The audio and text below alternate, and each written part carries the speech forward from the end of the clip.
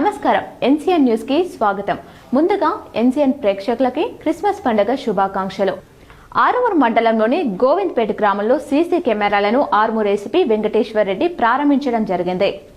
ఈ రోజు తేదీ 25/12/2025 నాడు గోవింద్ గ్రామంలో 30 సీసీ కెమెరాలు ప్రారంభించడం జరిగింది. ఈ కార్యక్రమానికి ముఖ్య అతిథిగా ఆర్మూర్ ఏసీపీ వెంకటేశ్వర్ రెడ్డి మరియు ఆర్మూర్ టౌన్ సీఐ సత్యనారాయణ గౌడ్ కార్యక్రమంలో పాల్గొని సీసీ కెమెరాలను ప్రారంభించారు. ఈ కార్యక్రమంలో గ్రామ వీడీసీ చైర్మన్ కాచిరెడ్డి భోజన్న మరియు సర్పంచ్ అప్పల గణేష్, ఉప సర్పంచ్ దార్ల సుశీల్ కుమార్, గ్రామ ప్రజలు పాల్గొన్నారు. జగరన్పల్లి మండల కేంద్రంలో గల మన్నరాక్ చర్చ్ మినిస్ట్రీస్ ఆధ్వర్యంలో క్రిస్మస్ వేడుకలు ఘనంగా జరుపుకున్నారు. క్రైస్తవ సోదరులు ఈ సందర్భంగా పాస్టర్ గన్నా మధు క్రీస్తు జననం గురించి వివరించారు. 2000 సంవత్సరాల క్రితం యేసుక్రీస్తు భూమిపై చేసిన అద్భుత కార్యాలను బైబిల్ పఠనం ద్వారా వివరించారు. ఈ సందర్భంగా మండలంలోని అన్ని క్రైస్తవ చర్చిలలో ప్రపంచ శాంతి కోరుతూ ప్రత్యేక ప్రార్థనలు నిర్వహించారు. పిల్లలు, పెద్దలు, మహిళలు, వృద్ధులు సైతం నూతన వస్త్రాలు ధరించి ఘనంగా వేడుకలలో పాల్గొన్నారు. ఇటీవల జరిగిన ఎన్నికలలో గెలుపొందినటువంటి నూతన సర్పంచులు సైతం ఆయా చర్చిలకు వెళ్లి క్రైస్తవ సోదరులకు క్రిస్మస్ శుభాకాంక్షలు తెలిపారు. ప్రపంచ దేశాలు అన్ని ఈ రోజు క్రిస్మస్ వేడుకలు జరుపుకుంటున్న సందర్భంగా మన భారతదేశంలో అన్ని రాష్ట్రాలలో మరియు జిల్లాలలో, గ్రామాలలో అందరూ శాంతియుతంగా ఉండాలని, దేశాన్ని పాలించే పాలకులు సైతం మంచి నిర్ణయాలు తీసుకుని మంచి పాలనలను అందించాలని వారు ప్రార్థనలు చేశారు. ఈ సందర్భంగా పిల్లలు క్రీస్తు జననం గురించి ప్రత్యేక పాటలు, డాన్సులు, నృత్యాలతో అలరించారు. ఈ వేడుకలలో సంఘ పరిచారకులు, పెద్దలు, యువకులు, పిల్లలు తదితరులు పాల్గొన్నారు. బంగ్లాదేశ్లో మైనార్టీలైన హిందువులపై దాడులను ఆపాలని ఛత్రపతి శివాజీ యువసేన నాయకులు డిమాండ్ చేశారు. బంగ్లాదేశ్లో మైనార్టీ హిందువులపై జరిగిన దాడుల్లో దీపు చంద్ర దాస్ అనే హిందూ యువకుడి దారుణ హత్యకు నిరసనగా ఈరోజు పచ్చలనడుకుడ గ్రామంలో ఛత్రపతి శివాజీ యువసేన హిందూ బంధువుల బస్టాండ్ గాంధీ విగ్రహం నుండి శివాజీ విగ్రహం వరకు శాంతియుత కొవ్వొత్తుల ర్యాలీ నిర్వహించారు. ఈ సందర్భంగా వల్లం రవి, కచ్చకాయల శ్రావణ్ మాట్లాడుతూ ఈ నెలలో దీపు చంద్రదాస్ అనే హిందూ యువకుణ్ణి అతి కిరాతకంగా కొట్టి చంపి చెట్టుకు వేలాడదీసి పెట్రోల్ పోసి నిప్పు పెట్టడం చాలా విచారకరమని అన్నారు. బంగ్లాదేశ్లో మైనార్టీలైన హిందువులపై ఇప్పటికైనా దాడులని ఆపాలని అన్నారు. దాడులు ఆపకపోతే బంగ్లాదేశ్ భారీ మూల్యం చెల్లించక తప్పదని అన్నారు. ఇండియాలోని రోహింగ్యాలను దేశం నుండి వెంటనే తరిమి వేయాలని భారత ప్రభుత్వాన్ని కోరారు. బంగ్లాదేశ్ లో ఇస్లామిక్ రాడికలైజేషన్ పెరుగుతుందని, ఇది మైనార్టీలైన హిందువులపై దాడులకు దారితీస్తుందని ఆరోపించారు. ఈ శాంతియుత కొవ్వొత్తుల ర్యాలీ కార్యక్రమంలో ఛత్రపతి యువసేన సభ్యులు, హిందూ బంధువులు, యువకులు పాల్గొన్నారు.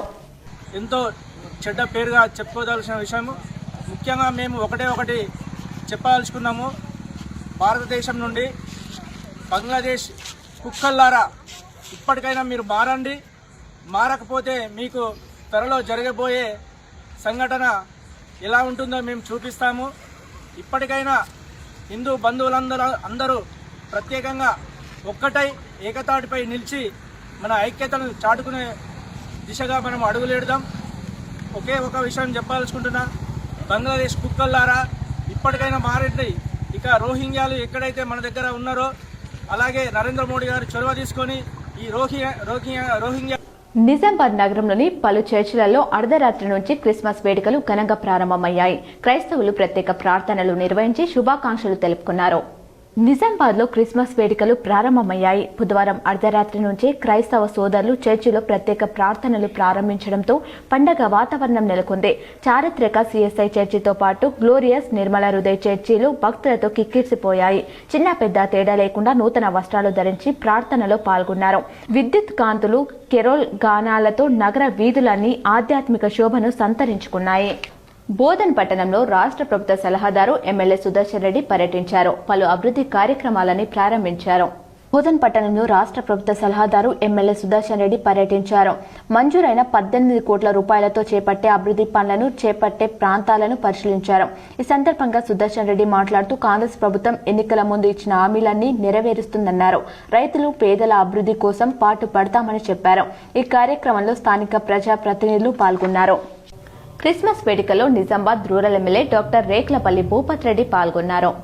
నిజామాబాద్ రూరల్ మండలం ముబారక్ నగర్లోని జీసస్ లవ్ చర్చిలో నిర్వహించిన క్రిస్మస్ వేడుకలో Nizamabad rural MLA doctor Rekulapalli Bhupath Reddy పాల్గొన్నారు.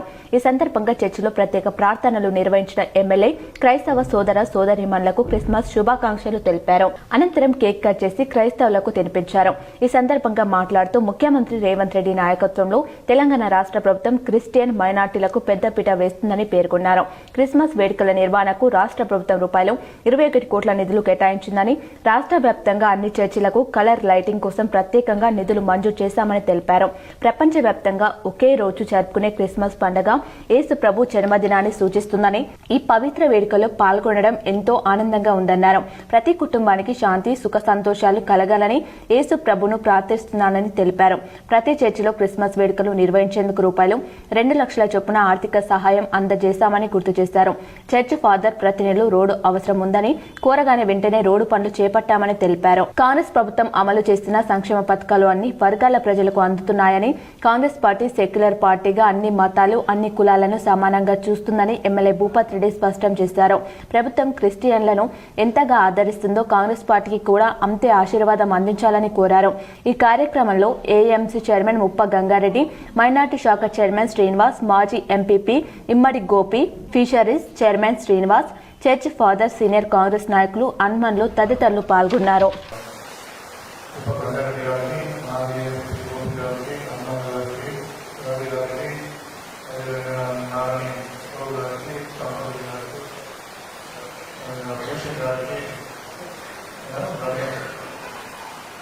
ముఖ్యంగా ఈ ఆశ రామాన్ని గారు నాకు చాలా రోజుల నుంచి రాశారు. వాళ్ళు వచ్చారు, వచ్చి టైం తీసుకుని రోడ్డు కూడా అడిగారు. ముఖ్యంగా టీచర్స్ భయం ఉందేమో రోడ్డు వెంటనే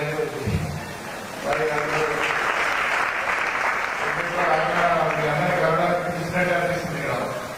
సో టీచర్స్ అయినా మరి మీ అందరూ కూడా రాసుకునే బాధ్యత జరిగింది. సో మీకు అందరూ కూడా ముఖ్యంగా ఈ సందర్భంగా క్రిస్మస్ శుభాకాంక్షలు తెలియజేస్తూ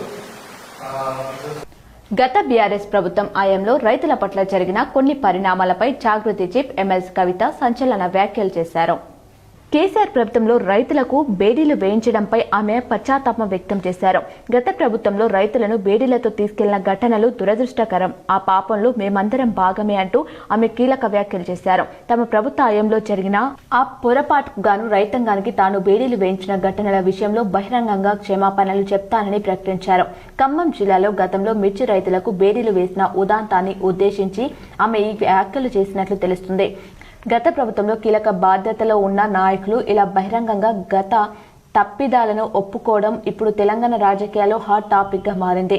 ఈ వ్యాఖ్యల ద్వారా రైతులకు మరింత చేరువయ్యేందుకు గతంలో జరిగిన ప్రతికూల ప్రచారాన్ని చెరిపివేసేందుకు కవిత ప్రయత్నిస్తున్నట్లు రాజకీయ విశ్లేషకులు భావిస్తున్నారు.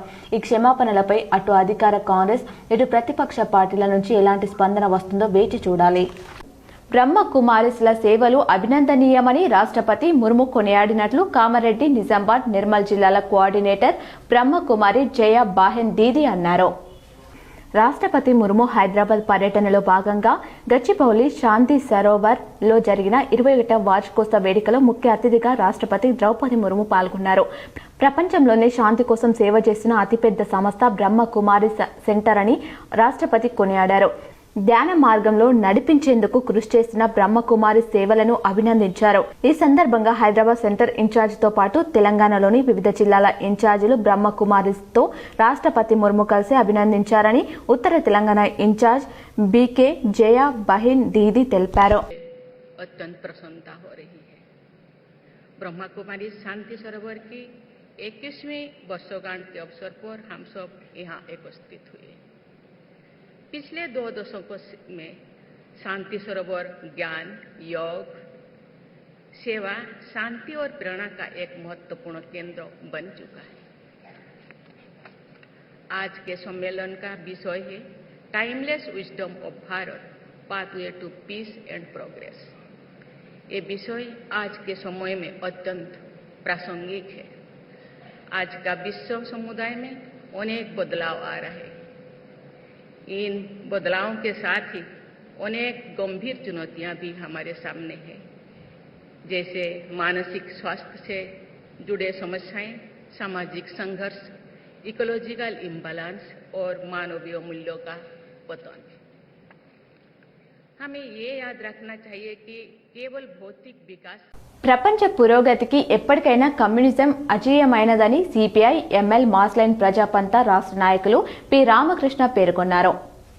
సిరికొండ మండలంలోని గడ్కోల్ గ్రామంలో సిపిఐ ఎంఎల్ మాస్లైన్ ప్రజాపంత ఆధ్వర్యంలో గురువారం నాడు జరిగిన ప్రెస్ మీట్లో సిపిఐ ఎంఎల్ మాస్లైన్ ప్రజాపంత రాష్ట్ర నాయకులు పి రామకృష్ణ మాట్లాడుతూ కమ్యూనిస్టు పార్టీ ఏర్పడి 100 ఏళ్లు అవుతున్న సందర్భంగా సిపిఐ ఎంఎల్ మాస్లైన్ రాష్ట్ర కమిటీ ఆధ్వర్యంలో డిసెంబర్ 27, 2025 నాడు హైదరాబాద్లోని సుందరయ్య విజ్ఞాన కేంద్రంలో జరగనున్న 100 ఏళ్ల కమ్యూనిస్టు ఉద్యమం గుణపాఠాలు కర్తవ్యాలు అన్న అంశంపై జరుగుతున్న రాష్ట్ర సదస్సును జయప్రదం చేయాలని పిలుపునిచ్చారు.